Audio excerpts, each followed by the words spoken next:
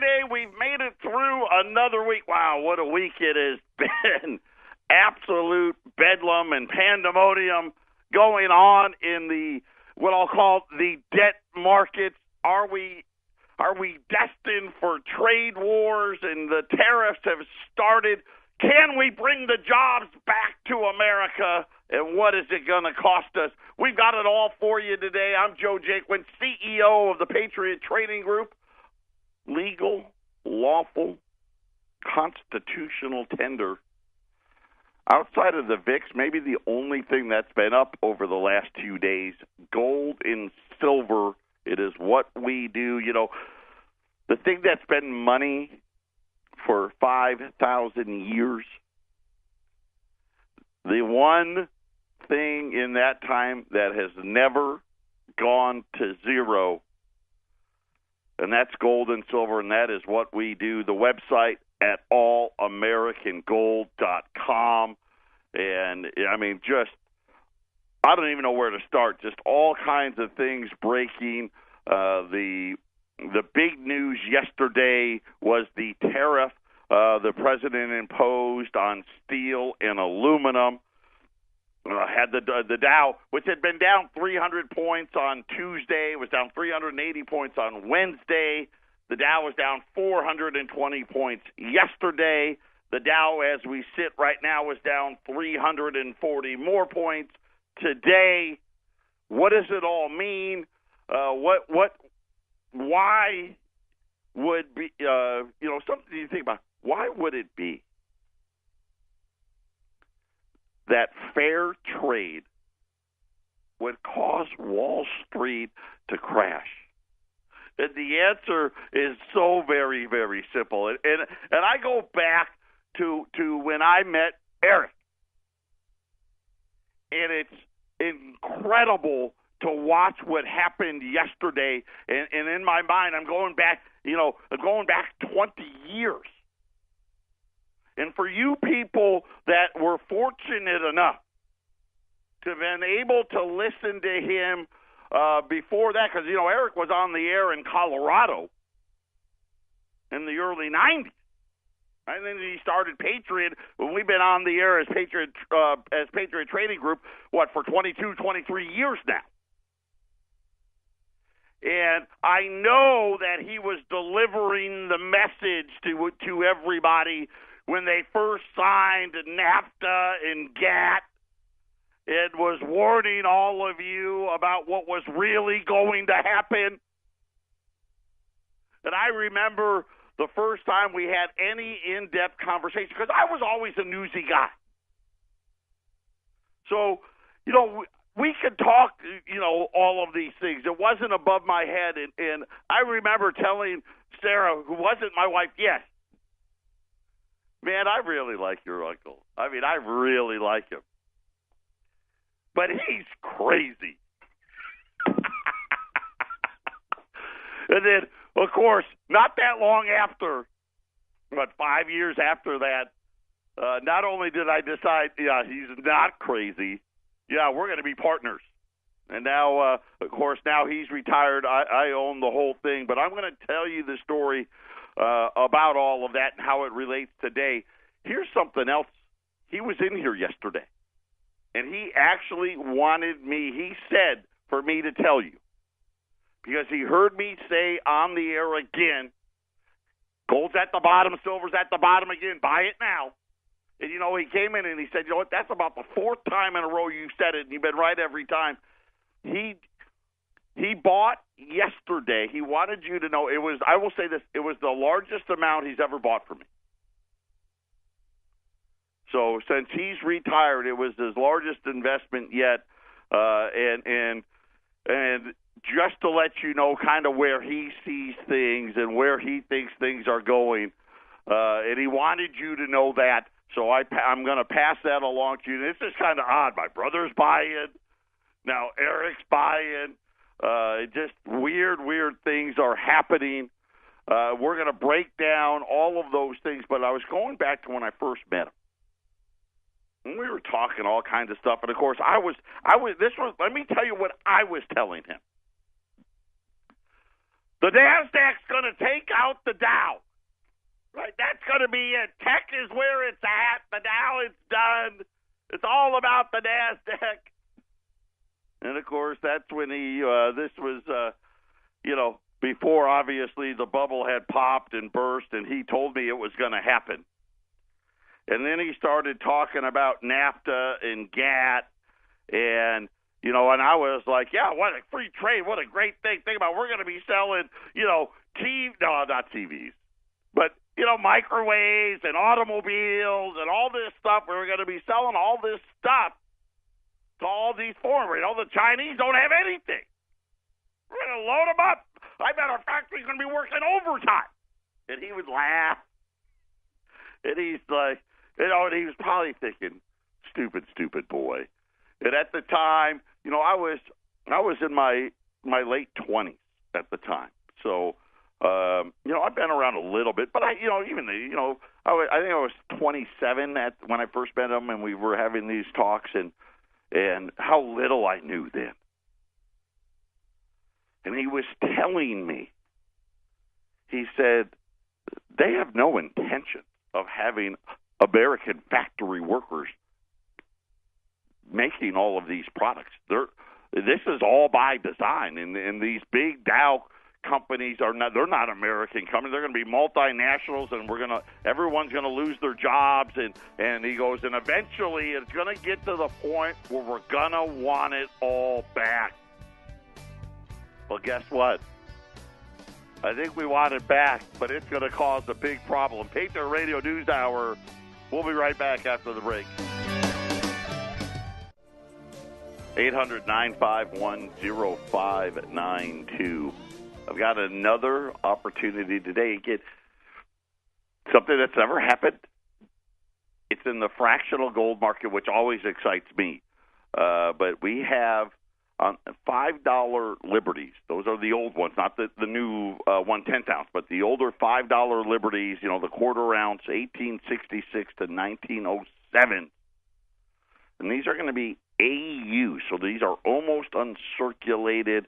And I was talking to the largest wholesaler in the world, the VP there, and he was telling me this morning, he says, Joe, I'm telling you, these things are fabulous looking, and I've got a bunch of dates, and was really emphasizing to me, he goes, because he's been there over 20 years.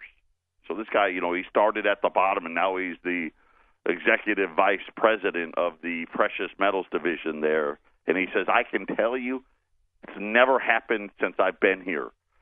These are AU, so they're almost uncirculated. These are things that are going to be just really, really nice. It's not going to be worn. They're not going to be spotted or anything like that. They're just great-looking material. An ungraded one, the raw ones, which we sell, which are really nice. You know that. Well, they're $375. Today we've got the AUs for $370, so $5 less than an ungraded one at 800-951-0592. If you buy 10 or more, I'll get you 10 different dates at 800-951-0592. So AU5 libs. First of all, fractional gold's awesome. Just in case you're right, you never know what's going to happen, right? If they got to shut all the banks down and Wall Street doesn't open, and they've got it all set up to do that.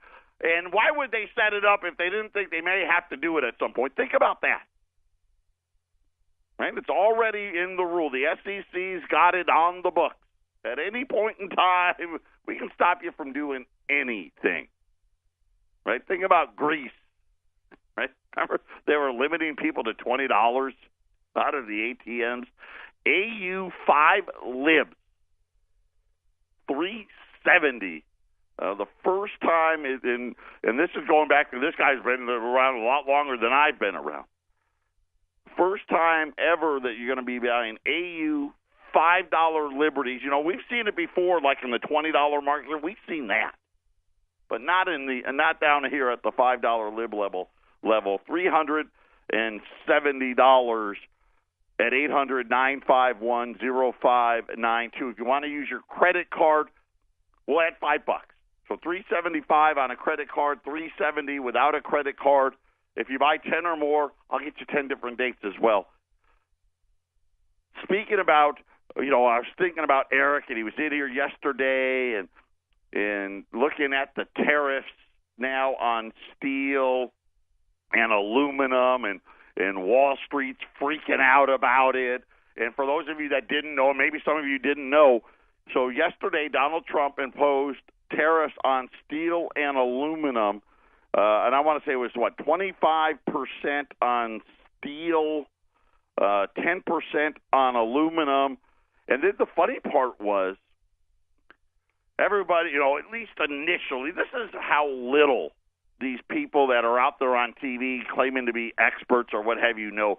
Oh, what are the Chinese going to do? And the Chinese are going to retaliate. We don't really get a lot of steel from them. Matter of fact, less than 2% comes from them. You know why? Because they use it all over there. That's why. But we get the largest steel importer into the United States is Canada, followed by Brazil, followed by South Korea, then Mexico, then Russia, then Turkey, then Japan, then Taiwan, then Germany, then India, and then China comes in at 11, if you wanted to know, at less than 2%. But here's the thing, right? Without a doubt, the steel industry, the aluminum industry's been devastated, right? It's a shell of its former self, and it was all done by design, all going back to the NAFTAs and the GATTs. And you think about what they originally had said about how, oh, yeah, this is going to be great for the American worker. And I think back to what Eric was telling me. And this was 3 or 4 years after it already got passed. And remember, we had the big tech bubble. We were running those little budget surpluses, alleged budget surpluses with Clinton. And he was telling me all of these things, and I started digging into it, and of course he was right. And now you're seeing stocks like all the auto stocks are getting hit. Boeing's getting hit. Caterpillar's getting hit, right? All of these companies. How about the beer companies, right? Molson and Budweiser, they're all getting taken down because they all buy this cheap steel and aluminum from somewhere other than the United States. And the fact of the matter is, if they have to buy it from the U.S. steel makers, it's going to cost a lot more. And you start going down the list. Think about stuff that isn't even here anymore. At least there's still a few steel and aluminum plants. How about clothing? Right? All the textile, they're gone. They're completely gone. Right? You think about the toy makers and all, they're gone, right? And all of these other things that are gone completely. And you start thinking about, now they're talking about, hey, there's going to be retaliation. Goldman Sachs today said that this could be the likely predecessor to the exit from NAFTA, according to Goldman Sachs, their chief economist. And a note out to clients today says that while a formal decision has yet to be announced, the 25% tax on steel and 10% tax on aluminum will be the most substantial trade restrictions to date. And this was announced yesterday. It's not, I guess it's supposed to become official this next week. So, but they made the announcement that this is going to happen. Unlike routine anti-dumping and countervailing duty cases, or less common safeguard cases. So we have these laws. Now think about this. I want you to understand this. They wrote these agreements, and they put in all of these things that you could do if somebody was breaking the rules. and they have this Section 232, it's called, where the president is going to use, which is saying that there's a threat to, right, the sovereignty of the United States. And, of course, this is something where they're like, that's probably not really true, and that the United States is somehow breaking the rules of the agreements that they've agreed to. And I'm going to tell you right now, the issue is very, very simple. It was never, ever, ever intended for us to have these jobs back. Never. And don't be fooled for a single second. Boeing, Caterpillar, the auto companies, right? The beverage companies, they knew it. Now, we can argue whether or not the steel and aluminum companies do it, right? Because maybe they just wanted to be naive about what was really going to happen. But the use of Section 232 of the 1962 Trade Expansion Act. Right? So now we got to go into the bowels here of how it was and the lengths that we had to go to just to get this done. And this is how little sovereignty the United States really has. Making it recommendations for tariffs, department leaders argued that the dumping of cheap steel and aluminum, and they say in this article, from China and other countries, that I just told you, less than 2% of our steel comes from China because they use it all, puts U.S. competitors out of business and therefore is risking national security. Now, the acts were, NAFTA and GATT were like, 94, 95? And I apologize, I don't know. I know it's somewhere right in there. It took us 22 years to figure it out. According to the U.S. Department of Commerce, Canada and Brazil, two key allies, were actually the top sources of foreign steel. China, frequently criticized for dumping cheap steel, isn't even in the top 10. But this is how they got it done. They had to go back to a 1962 Trade Expansion Act to find a way to put these tariffs on. And the tariffs that they use, Section 232, is a risk to national security. And really, when you think about it, if we didn't have any, how could we build anything? As it is, so you think about, who else has impacted a great deal? The oil drillers. All that piping, all of it. We don't make any oil piping in the United States anymore. At least that's what I'm going to say that I heard that on the Idiot Box yesterday, so I'm saying it. I think that's a fact. If it's not a fact, it's real close. And so now you're seeing why, when you're thinking about, hey, this could create hundreds or maybe thousands of jobs and bring great factory jobs back to the United States. This is the other thing Eric said. And this is well into us working together. And a lot of you, if you'd been listening, then you'll remember. Right? Because he said, we're going to want it back. He goes, the problem's going to be everything is going to cost a lot more to bring it back. Like you think about it, new cars are already at all-time highs. They're going to go higher. Right?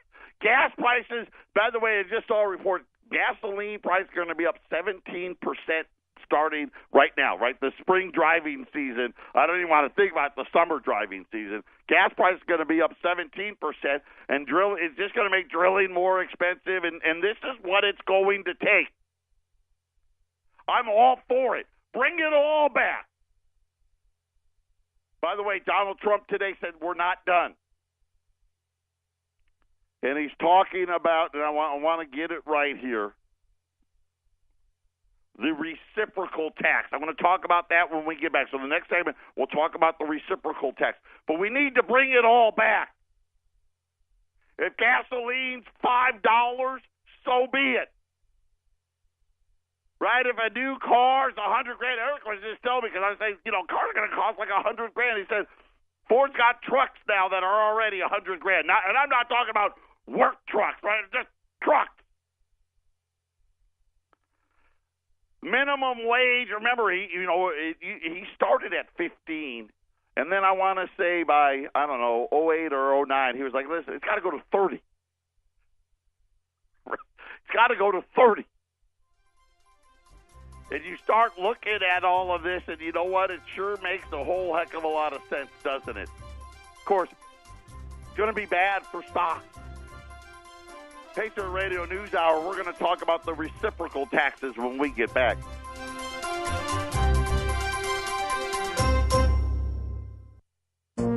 This is the Phyllis Schlafly Report, a daily broadcast launched by Phyllis Schlafly, who served as an articulate voice for traditional values for more than 70 years. Upholding that legacy and himself an author, national speaker, and attorney, here's the president of Phyllis Schlafly Eagles, Ed Martin. On the day Donald Trump announced he was running for president, he vowed to change the way our immigrants are selected and screened. When Mexico sends its people, he said about the country that has sent about 50% of our immigrants, they're not sending their best. They're sending people that have lots of problems, and they're bringing those problems. Trump did concede that there are, of course, good people coming from Mexico and other poor countries, but his point then and now is that we're not selecting the best candidates for immigration who share our values. More than 70% of the 1.2 million people who legally settle in the United States each year never pass any qualifying test for their fitness to live and work here. According to the U.S. Census Bureau, immigrants from Mexico, Guatemala, Honduras, and El Salvador have an average level of education that is well below that of American citizens, meaning those immigrants are doomed to a life of near poverty, supplemented by food stamps and welfare. This is what happens in chain migration. Immigrants are allowed to sponsor unscreened, unvetted, distant relatives for a green card. Basically, this year's immigrants are selected by last year's immigrants, not the American people as a whole. President Trump said that any deal keeping DACA, the Deferred Action for Childhood Arrivals program, must include an end to chain migration. Trump tweeted, "I want people coming into our country who are going to help us become strong and great again. People coming in through a system based on merit. No more lotteries." A group of House Republicans introduced a bill in January that aims to do just that. It's called the Securing America's Future Act. Unwisely, the bill does extend DACA benefits and allows more low-skilled guest workers. However, it meets the president's demand to end chain migration and the diversity visa lottery. It also requires employers to use E-Verify, and it cracks down on sanctuary cities and those who overstay their visas or re-enter the country. Even with flaws, the Securing America's Future Act certainly takes steps that would help make America great again. This has been the Phyllis Schlafly Report from Phyllis Schlafly Eagles.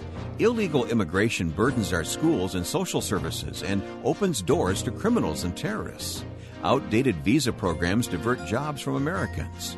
PhyllisSchlafly.com chronicles these outrageous unfair practices and provides answers. Go online to PhyllisSchlafly.com.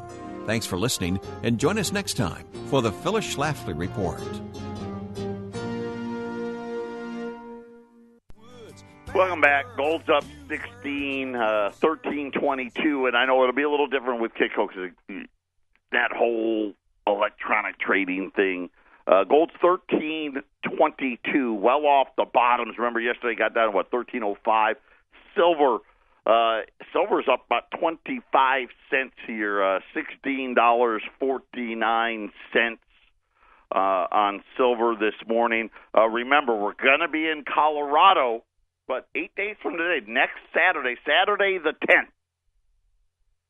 from 11 to 2 at the radio station at KHNC. And we've had people calling all week. Wendy and I are going to be there from 11 to 2. We're going to have lunches on us. We got a big barbecue ready to go there. I want to see everybody there. If you come on down, whether you're ordering, not ordering, if you've never ordered from us before, if you're one of those guys that listens but buys local, come on down. We're going to have product there. I'll say this, though, and I appreciate it because some people actually started calling yesterday. If you want to purchase a large quantity of something, call us ahead of time. So, call us today, call us on Monday or Tuesday, and let us know. We'll have it ready for you. If you're looking to sell a large quantity, you don't have, if you're going to sell a $10 piece or a $20 piece or a couple rolls of silver, you don't have to call. But if you want to sell cases of Silver Eagles or maybe a junk bag, or you want to sell a lot of 20s, call us ahead of time so we can be ready for you and make some special arrangements for you at 800-951-0592. But come, we're going to have giveaways, right? We're going to be giving away some gold. We're going to be giving away some silver. We got food there. It's going to be great. Saturday, March the 10th, from 11 to 2 at the radio station in Johnstown. Come on down. It's going to be a lot of fun. And we can just kind of it's just as fun for us, too, because a lot of you have been customers, since before I even started working here. So and I've talked to some of you, I've talked to dozens of times, and we've never been able to meet. And so one of the things why we wanted to come on Saturday, the last time I was there, a couple of years ago, but it was during the week, and a lot of people had to work, and they couldn't make it, so this time we're going to do it on Saturday, and I hope you all come down and say hello, have a meal, and just get, there's nothing like family.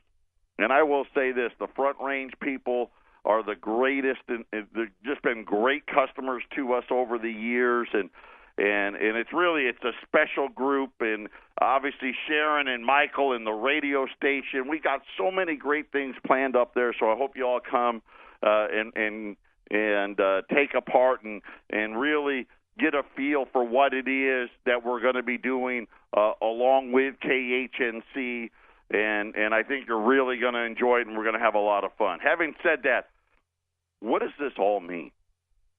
Why does Wall Street hate the tariffs? Why don't they like what President Trump said today about reciprocal tax? And the answer was simple.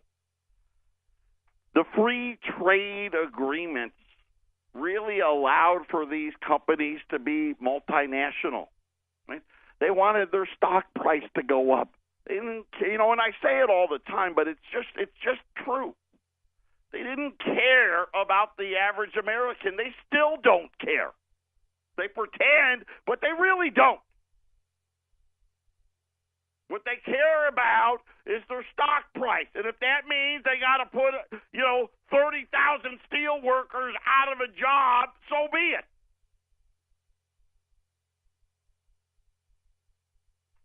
So President Trump today, when a country,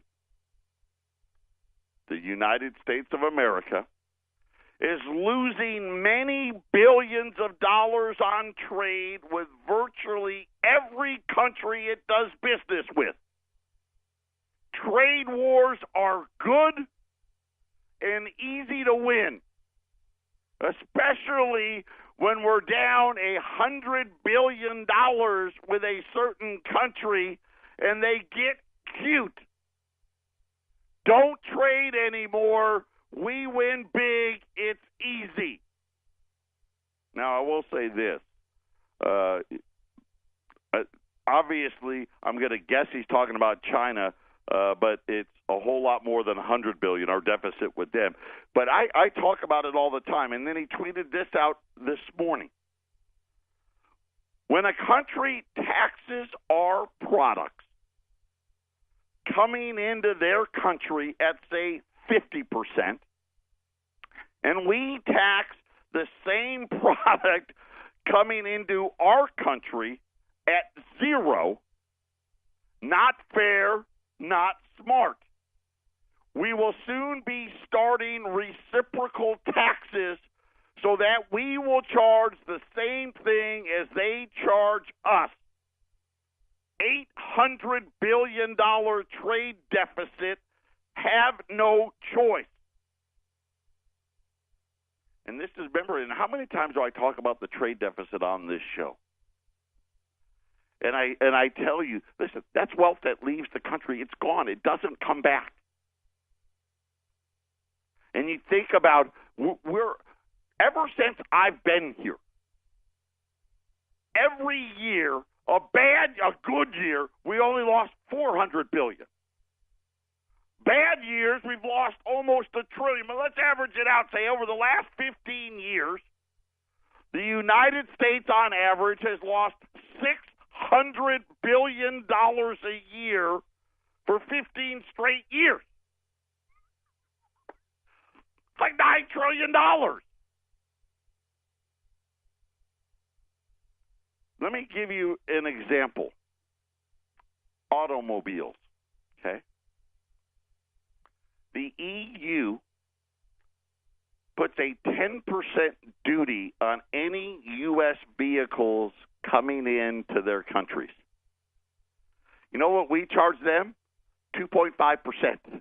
So guess what? You better go out, hurry up and buy that Mercedes or that Beamer because they're going to get a lot more expensive. But that's just one example. And you start thinking about this is what he's calling the reciprocal tax.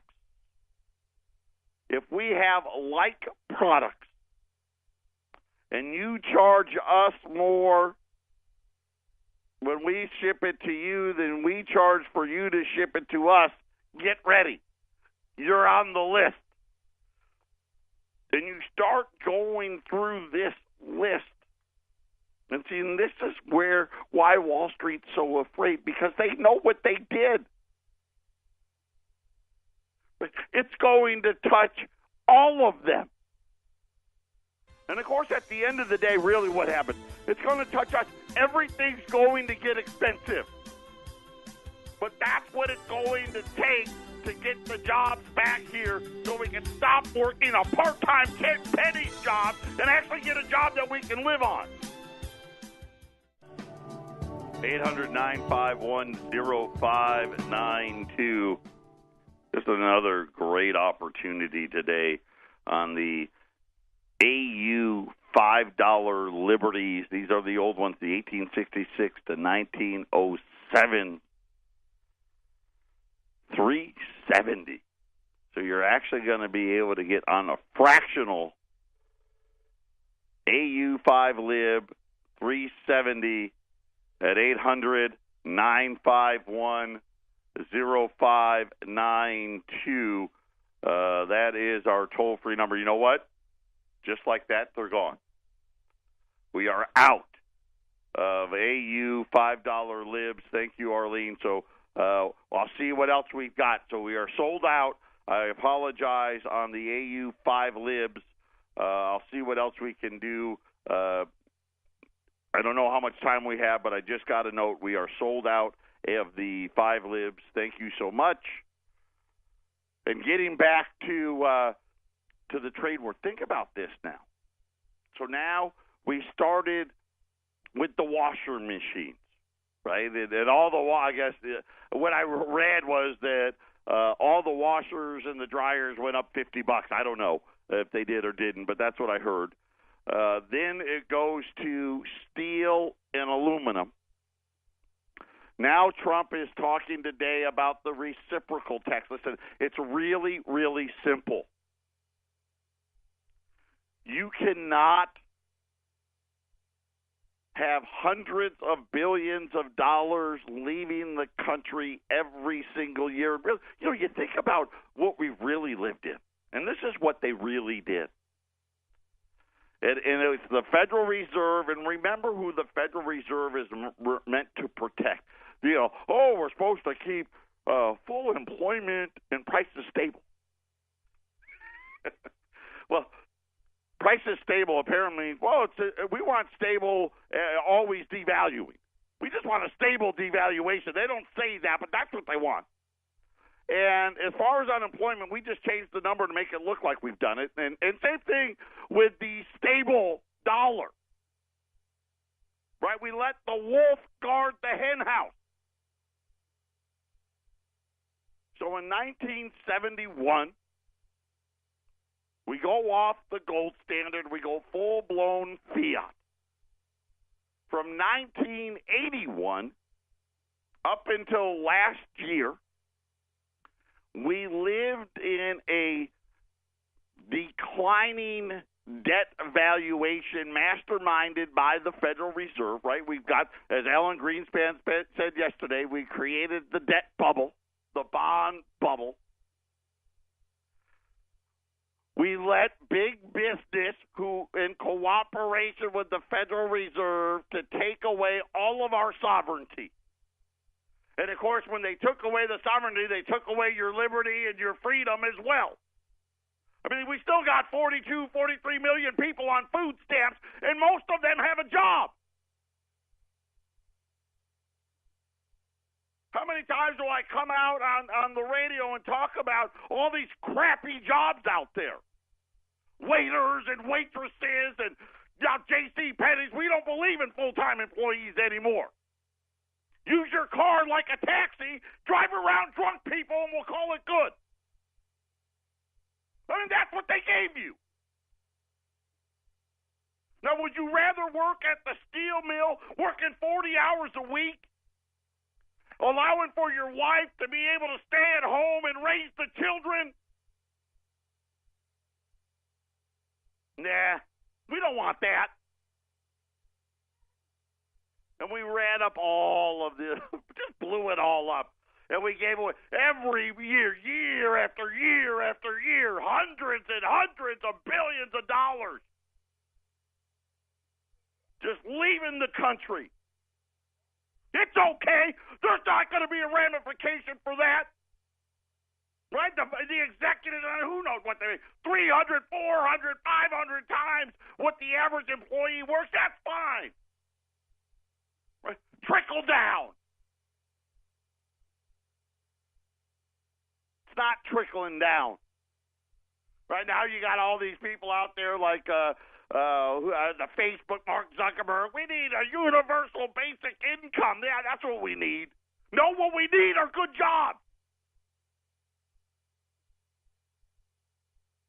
And I think Trump's right. It's easy. It's simple. Everybody that looks at these trades, and here's the thing. You're going to start to learn the truth about what they really did. Wait a minute. We agreed that we'd only tax the European cars 2.5%, but they could tax ours 10%? That's what we agreed to? Yeah, we did that. Yeah. It wasn't just dumb. And you know why? Because the big corporations were standing right behind. Yeah, that's a good deal. Yeah, we're going to make a lot of money. Right? We're going to buy back our stock. Right? And our shareholders are going to love it.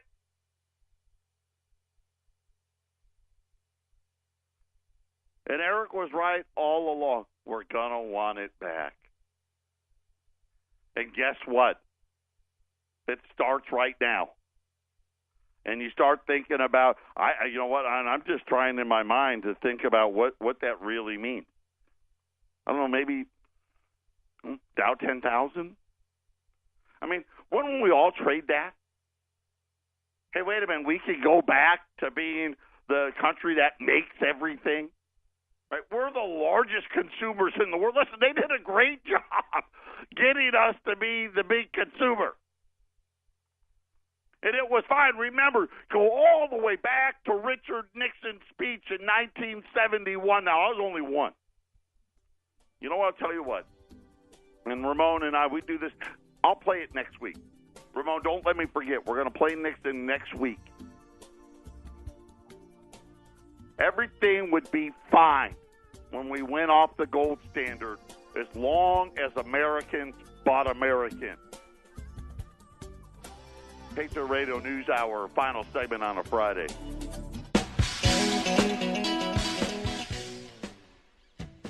And thank God it's Friday. I need a drink.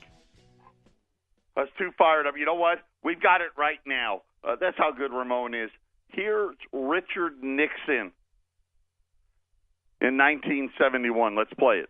The third indispensable element in building the new prosperity is closely related to creating new jobs and halting inflation.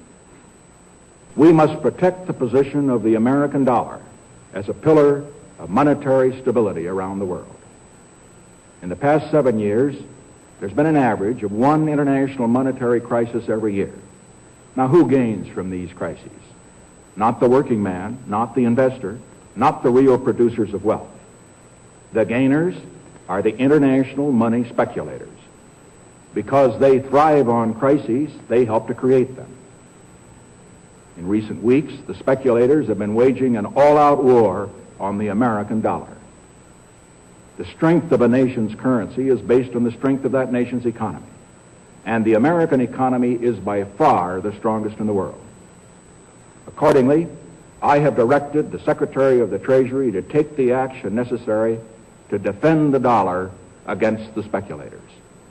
I have directed Secretary Connally to suspend temporarily the convertibility of the dollar into gold or other reserve assets, except in amounts and conditions determined to be in the interest of monetary stability and in the best interest of the United States. Now, what is this action, which is very technical, what does it mean for you? Let me lay to rest the bugaboo of what is called devaluation. If you want to buy a foreign car or take a trip abroad, market conditions may cause your dollar to buy slightly less. But if you are among the overwhelming majority of Americans who buy American-made products in America, your dollar will be worth just as much tomorrow as it is today. The effect of this action, in other words, will be to stabilize the dollar. Now, this action will not win us any friends among the international money traders. But our primary concern is with the American workers and with fair competition around the world. To our friends abroad, including the many responsible members of the international banking community who are dedicated to stability and the flow of trade, I give this assurance. The United States has always been and will continue to be a forward-looking and trustworthy trading partner. In full cooperation with the International Monetary Fund and those who trade with us, we will press for the necessary reforms to set up an urgently needed new international monetary system. Stability and equal treatment is in everybody's best interest. I am determined that the American dollar must never again be a hostage in the hands of international speculators. I'm taking one further step to protect the dollar, to improve our balance of payments, and to increase jobs for Americans. As a temporary measure, I am today imposing an additional tax of 10% on goods imported into the United States.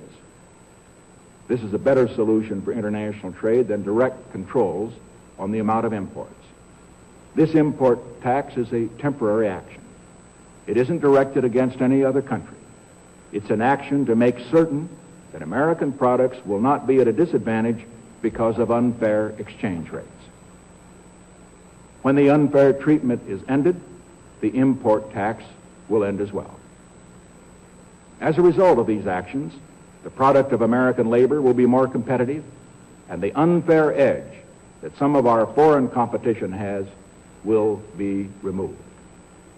This is a major reason why our trade balance has eroded over the past 15 years. You know what's so funny? We were still running a little budget surplus then. And it was true in 1971, and it is true today.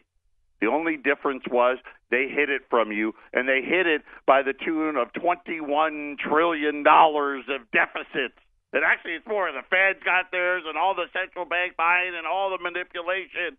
It's all coming home to roost. 800-951-0592. Try to be a little more relaxed on Monday. Enjoy the weekend. Have a drink. Take care. God bless. And we'll see everybody in Colorado next week.